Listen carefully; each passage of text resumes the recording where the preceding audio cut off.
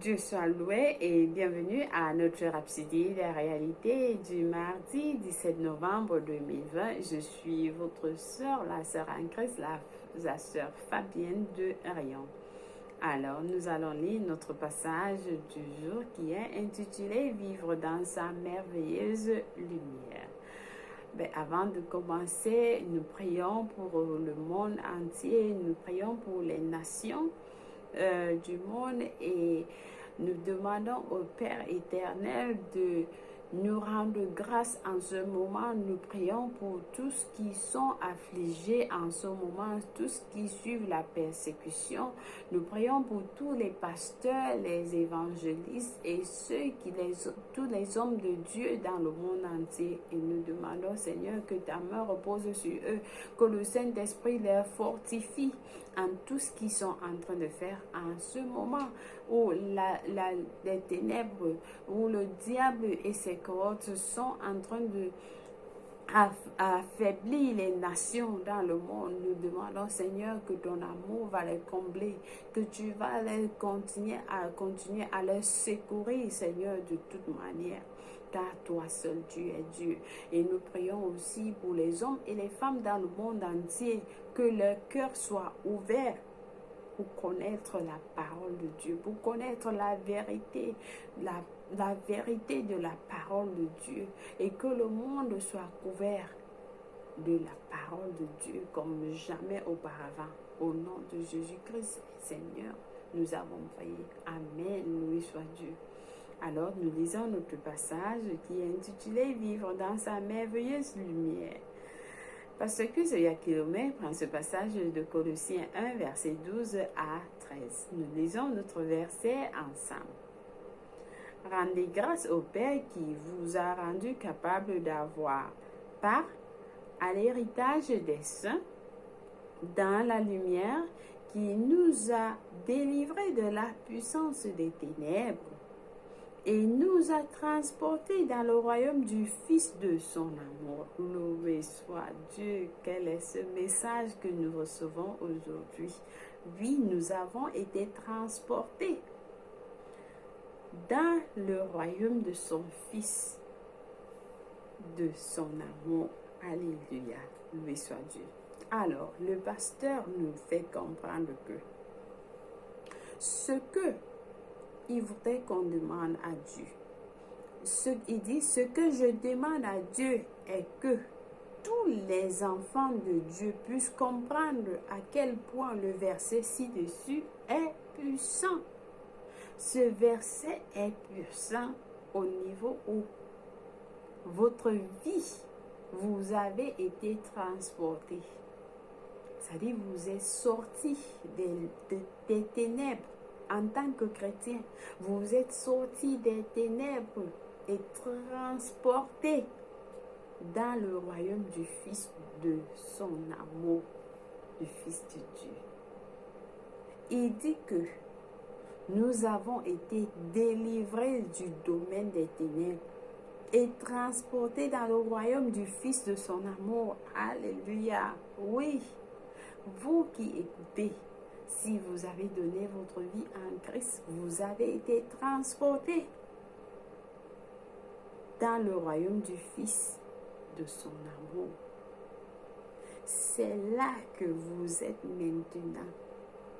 C'est là où vous êtes maintenant. Mais un chrétien qui n'a pas cette compréhension vivra la vie des ténèbres, ayant des pensées liées aux ténèbres d'où il a déjà été retiré. Chers frères et sœurs, ne continuez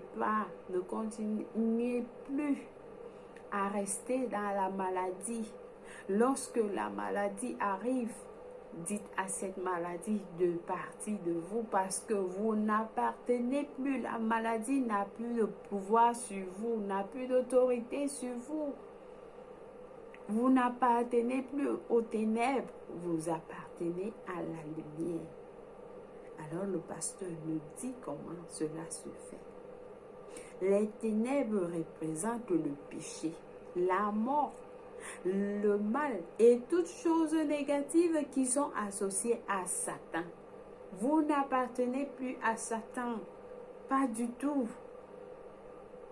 Ce qui veut dire que vous avez été retirés du péché, de l'infirmité, de la maladie, de la dépression, de la pauvreté, des frustrations et de tout ce qui est du diable pour le royaume de lumière de Dieu. Depuis ce jour que vous avez déclaré que vous donnez votre vie, vous avez donné votre vie en Christ, vous êtes sortis des ténèbres. Alors, toutes ces ténèbres, tout ce qui représente les ténèbres n'a plus de place en vous. Votre corps est rempli de la lumière du Fils de Dieu. Alors, n'oubliez pas que l'obscurité ne peut pas vaincre la lumière. L'obscurité ne peut pas vaincre la lumière. Vous pouvez imaginer lorsque vous êtes dans le noir, lorsqu'il y a juste une petite lumière, elle éclaire toute la chambre. Elle éclaire toute la chambre et alors elle domine sur le noir. Peu importe comment cette lumière est petite, elle domine toujours. Et c'est comme ça. En tant que chrétien, vous devez avoir cette conscience que en vous, vous portez la lumière. Vous avez cette lumière en vous qui éclaircit votre corps, qui illumine vos cœurs. Donc, n'oubliez pas. Alors, n'oubliez pas cela. Alors, si vous vous dites, je vis une oppression démoniaque dans ma vie, c'est-à-dire quelqu'un se dit qu'il vit une oppression démoniaque, il est malade, il est ceci, il est cela, la question serait, où êtes-vous? Où êtes-vous? Où est-ce que les démons vont-ils vous trouver? Où est-ce que les démons vous ont trouvé? Vont-ils? C'est-à-dire que, où est-ce que les démons vous ont-ils trouvé? Ils vous ont trouvé où? Ça veut dire que le démon n'a plus. Il n'a plus de pouvoir en vous. Il n'a plus d'autorité sur vous. Mais vous avez domination sur lui. Si vous ne vivez pas comme quelqu'un qui a été transporté dans le royaume du Fils d'amour de Dieu, vous ne pouvez pas marcher dans l'autorité de son Fils d'amour. Vivez avec cette conscience que vous êtes déjà transporté, vous avez été transféré vous êtes sorti de ce noir pour entrer dans la lumière de son Fils d'amour.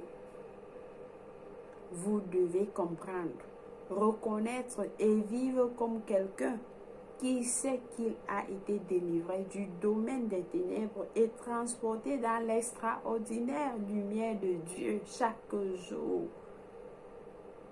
Galates 5, verset 1 dit, « C'est pour la liberté que Christ nous a affranchis. Demeurez donc fermes et ne vous laissez pas mettre de nouveau sous le joug de la servitude. » Donc vivez avec cette confiance, avec cette conscience et soyez fermes en ce que vous croyez, en ce que la parole de Dieu vous dit. Refusez d'être placé de nouveau sous le joug de la servitude. Déplacez-vous, changez de position en disant à partir de ce jour, je refuse d'être sous l'influence ou le contrôle des ténèbres qui gouvernent le monde aujourd'hui. Je refuse. Je suis assis. Je suis assise avec Christ dans la puissance, la gloire et la majesté, avec la domination sur Satan et les cohortes des ténèbres. Vous déclarez cela en vous. Béni soit Dieu. Pas étonnant que Pierre s'est écrié en disant dans 1 Pierre 2, verset 9. Vous, au contraire, vous êtes une race élue. Une race élue. Nous sommes une race élue. Un sacerdoce royal. Une nation sainte. Un peuple acquis, afin que vous annonciez les vertus de celui qui vous a appelé des ténèbres à son admirable lumière. Oui, vous êtes, c'est-à-dire que vous êtes cette nation, vous êtes votre cœur, votre corps, votre être. C'est-à-dire vous êtes une race élue, rare. Si vous comprenez cela, vous ne pouvez pas vivre dans la maladie. La maladie n'a plus de place en vous. La pauvreté n'a plus de place. Le manque n'a plus de place en vous. L'échec n'a plus, pas du tout. Parce que vous êtes cette génération que Dieu, nous sommes cette génération rare. Nous sommes un sacerdoce royal. Nous portons Jésus-Christ en nous. Nous avons sa lumière en nous. Nous ne manquons de rien. Nous ne sommes pas désavantagés dans ce monde. Pas du tout. Le monde nous appartient. La maladie, toi maladie, je te commande au nom de Jésus-Christ de sortir de mon corps. Mon corps est le temple de Jésus-Christ. Je suis la propriété de Jésus-Christ. Je porte la gloire de Dieu à moi. Je ne peux pas être malade, pas du tout. Non. Et ce sont des déclarations que vous devez avoir dans vos bouches. Lorsque une petite douleur, vous ressentez une petite douleur, au nom de Jésus-Christ, je te commande, douleur, de sortir de mon corps. Je refuse. Rentre dans les abîmes au nom de Jésus-Christ. C'est comme ça. Donc sur votre porte-monnaie, vite vous dites, vous déclarez la lumière. Vous déclarez en utilisant le nom de Jésus-Christ. Amen, loué soit Dieu. J'espère que ce passage a éclairci les cœurs de certains, ceux-là qui vivent encore dans les ténèbres. Mais alors, vous n'êtes plus dans les ténèbres. Vous n'êtes plus, chers frères et sœurs, dans les ténèbres. Vous êtes dans la lumière et vous marchez selon la lumière qui est en vous. Loué soit Dieu. Nous passons à notre confession du jour pour appliquer ce que nous avons écouté aujourd'hui. Alors nous prions en disant: j'ai été retiré du péché, de la maladie, de la dépression, de la pauvreté, des frustrations et de tout ce qui vient du diable, pour le royaume de lumière de Dieu. J'expose les merveilleuses œuvres et démontre les vertus et les perfections de celui qui m'a appelé des ténèbres à son admirable lumière. Alléluia. Gloire à Dieu. Nous avons des études approfondies dans Jean 8, verset 36, Osée 4, verset 1, 1 Pierre 2, verset 9 de la version amplifiée. Pour la lecture biblique de un an, par contre, vous avez à lire Hébreux 13 et Ézéchiel 16. Pour ceux qui ont opté lire la Bible pour 2 ans, vous avez à lire 1 Jean 3, verset 13 à 24 et Ézéchiel 48. Sans toutefois tarder, nous passons à notre prière du salut. Si quelqu'un n'a pas encore donné sa vie en Christ, je vous invite à prier cette prière avec moi de tout cœur et Dieu va vous écouter en disant: ô Seigneur Dieu, je crois en Jésus-Christ de tout mon cœur, le Fils du Dieu vivant. Je crois qu'il est mort pour moi et Dieu l'a ressuscité des morts. Alors je confesse de ma bouche que Jésus-Christ est le Seigneur de ma vie. Par lui et en son nom, j'ai la vie éternelle.